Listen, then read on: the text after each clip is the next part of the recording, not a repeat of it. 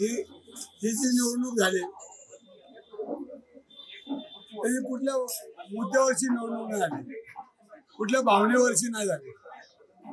ही एक विकासाच्या मुद्द्यावर निवडणूक पुणेकरांनी हातामध्ये घेतली आणि हे घेत असताना कुठल्या जातीची, कुठल्या धर्माची, कुठली गणित होताना दिसत नाहीत. हे सगळं आपण बघितलं. आणि निवडणुकीत राहुल गांधींची सभा झाली, उद्धव साहेबांची आजूबाजून झाल्या, परत पवार साहेबांच्या झाल्या, आंबेडकर साहेबांची झाली, देवेंद्र फडणवीसांची झाली, लाल साहेबांची झाली. सगळ्यांचे मुद्दे विकासाच्या मुद्द्यावर बऱ्यापैकी या निवडणुकीवर सगळी चर्चा चालू होती.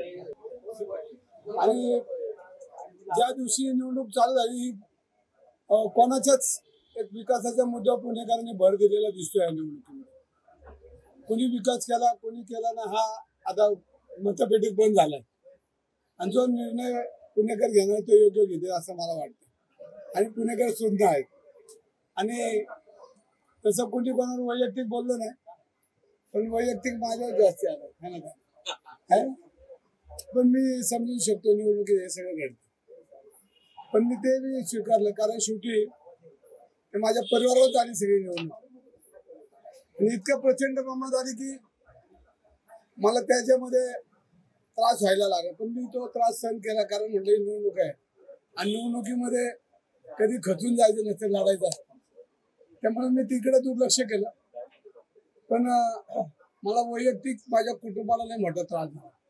आणि काही नसताना त्याचे मी नंतर उत्तर देईल, पण मी त्याला उत्तर दिलं नाही. पण प्रचंड प्रमाणामध्ये माझं आर्थिक नुकसान मोठं झालं. माझं कुटुंब उद्ध्वस्त व्हायची वेळ आली याच्यामध्ये.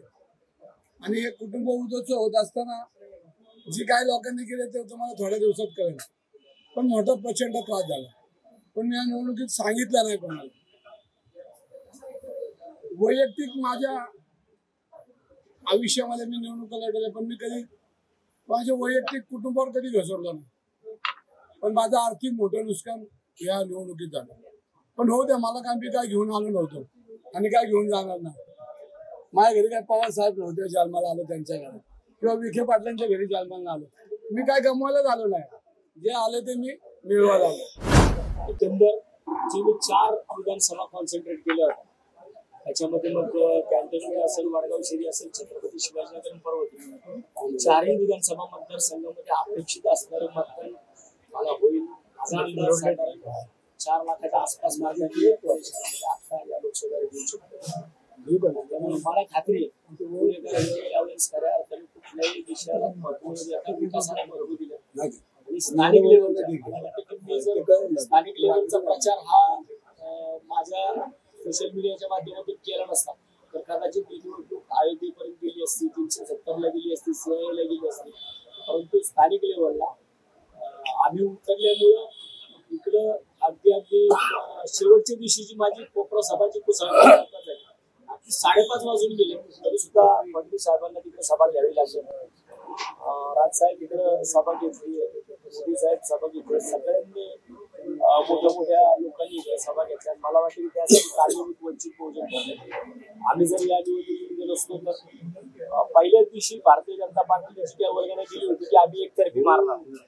100% त्यांनी एकतर्फीच्या दिशेने ती निवडणूक गेली असतात. परंतु तसं काय होणार नाही. जो कोणी या निवडणुकीमध्ये विजय होईल, मी असेल, भाऊ असेल, अण्णा असेल, 20-25 हजाराच्या पलीकडे कुणी जाणार नाही. जो बिलिंग जो होता पूर्वी 3 लाख 3.5 लाख असं काही होऊ शकत नाही. तो बिलिंग हा फक्त 25 ते 30 हजाराच्या आतमध्ये जो कोणी असेल तो 25-30 हजाराचाच बिलिंग असू शकतो.